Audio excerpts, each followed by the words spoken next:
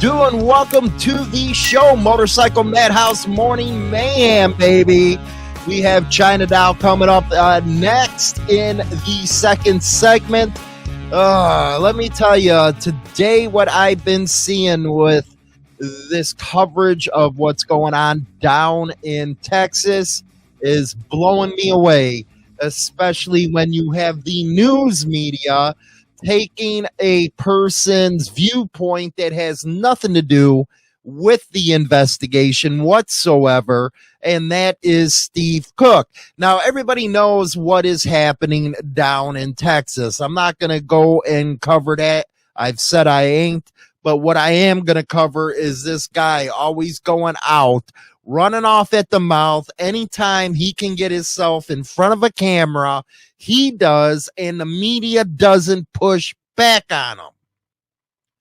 How can you go to somebody who is not involved in the investigation and ask their opinion on what's going on? Now, the reason why I'm kind of upset with this is he names a club that might have been involved in this incident with no proof whatsoever. Even the people that are involved in the investigation wouldn't comment on that because they didn't have the proof of what's going on. Now, everybody's saying, well, this is in connection with the Oklahoma City shooting. Nobody knows that. Nobody knows that except the people working on the case. But this has been the stuff that this guy, Steve Cook, always pulls. Whenever it comes to something like this, he is always out there running his big mouth. He claims to be a gang expert, or better yet, a motorcycle club expert. And doing a little research on this guy, it's like, really? You were with a multi-drug task force for 6.5 years? You call yourself an expert? You worked out of Independence, Missouri at a local police department as some low-level detective. But now all of a sudden, because you made some arrests back in 2011, you call yourself an expert. And every chance you get, you're out there banging on clubs. And nobody ever gives you any pushback. Now, let's take a look at this video right here, where he mentions a club's name, and even at the end of the interview, the news anchor comes up and says, hey, man, the investigators can't comment. Check this out. It says that Check the it out. deadly shooting that happened here at the Whiskey Barrel Saloon more than 2 weeks ago sparked another deadly shooting across state lines. Our affiliate at ABC 13 in Houston covered 2 freeway shootings in the middle of the day Friday that left 3 people dead.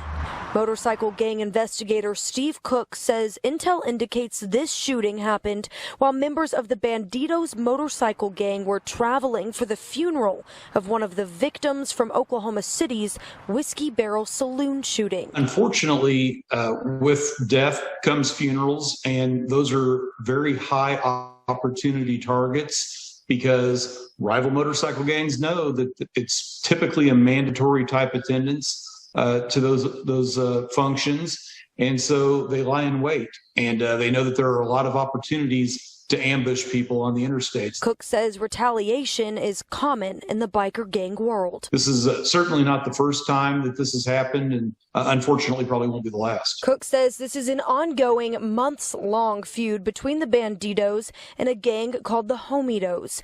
Now he's calling on the public and law enforcement to help settle the dust and keep citizens safe. The names of the victims from those Houston shootings have not been released. Now, we reached out to Oklahoma City police to see if they can confirm if the homicides are connected.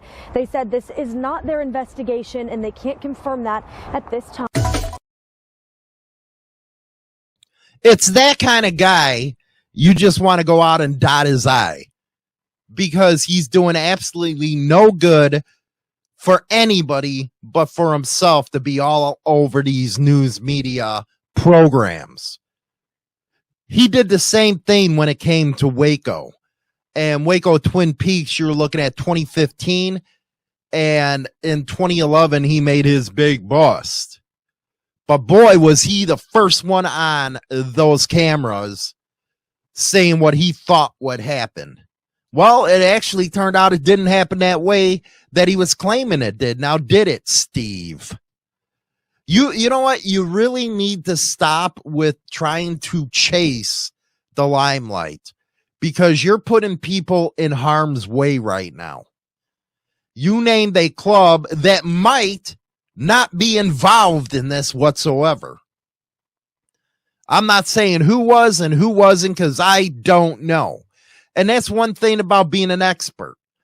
You've been doing this, 6.5 years for a gang task force or whatever the hell it is? I've been around 30 years in this stuff, and I'm no damn expert. Hell, I don't know nothing about the black set. I don't know nothing about the mixed race set. I know about the white set. That's about it. I'm not an expert on that. But for you to go around doing this stuff, because I know that you go around all these cop shops and give your little spiel about how clubs are so dangerous, that they're gangs. It's your bread and butter. I get it. And what I don't understand is people that repeat your crap. This right here is a sticky situation, and how you're going to cover it. It's kind of like how the Waco Twin Peaks were. You had to wait until you got all the information out from multiple sources before you even said anything about that. It's the same thing here. If there's major updates, you go ahead and cover it. But if there isn't, don't cover it, and you especially don't want to cover a guy like this. That's why I'm out here saying this, because there's been others that covered his statements, when in fact they're completely asinine, and he's not a part of the investigation. And what that does is hurt people, because not only do you have the mainstream news repeating what he says, but now you have other creators repeating what he says.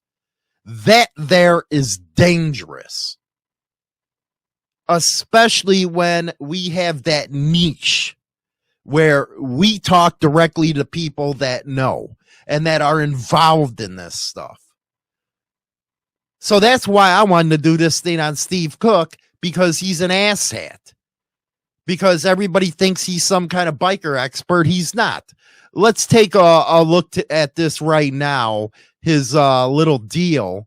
Here is Steve Cook. He's a detective, or probably retired by now, with the Kansas City Metropolitan Area Multi-Agency Drug Task Force. And now the International Outlaw Motorcycle Gang Briefing. How do you think you're going to become an expert from working at Kansas City Metropolitan Police Department? You're not. You might have worked with a couple feds here and there, but that does not make you an expert because you busted one club. What was that? Over 10 years, 15 years ago or something like that? That doesn't make you an expert, man. It goes on to say, Steve is a detective with a police department in Kansas City. He's been a police officer for 26 years with over six and a half out of them 26 years in a multi-agency drug task force. Now, he's completed assignments with the DEA Clandestine Laboratory Enforcement Team. Come on, man, that's DEA. Get out of here with the fancy words. Participating on the FBI Violent Crime Gang Task Force. He has worked in numerous intelligent operations all over the United States involving outlaw motorcycle gangs, as was the case agent and secondary undercover in an attempted infiltration of the Bandidos.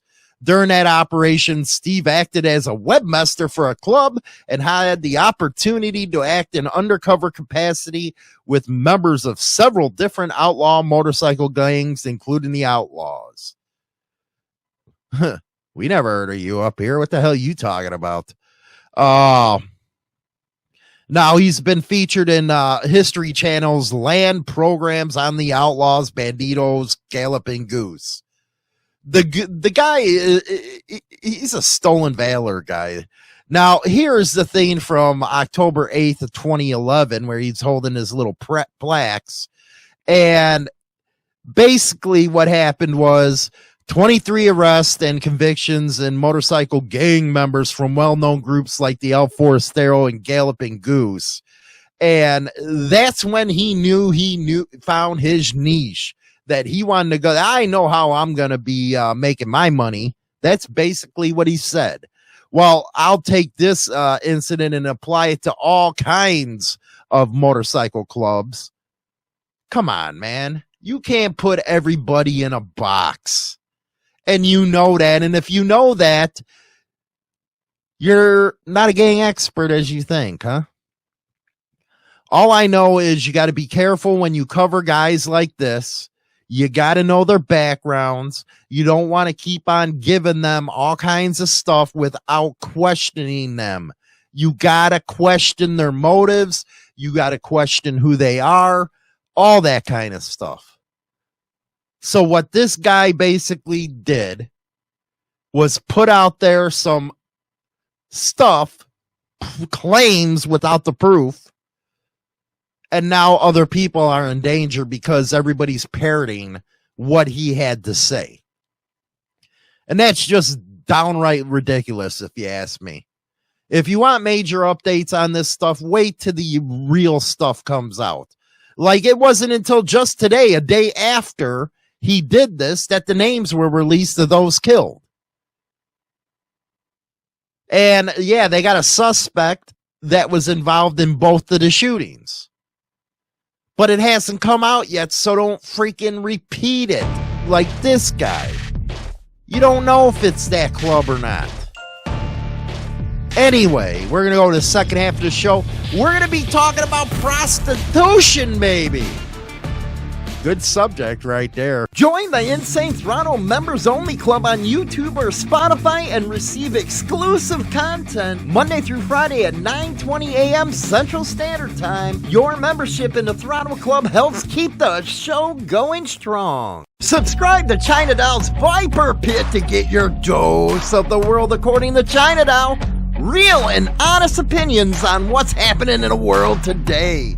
Join the Queen Viper and take a walk on the wild side of life on China Doll Viper Pit on YouTube today. Join us for the Beat Can Podcast live every Sunday at 7 p.m. Central Standard Time. No subject is off limits, and get knowledge you can't get from college. Tune in Mondays live at 7 p.m. Central Standard Time on YouTube for the Madhouse Monday Night Raw with Hollywood and Marco. Grab a beer or some wacky tobacco and sit back and bust a gut.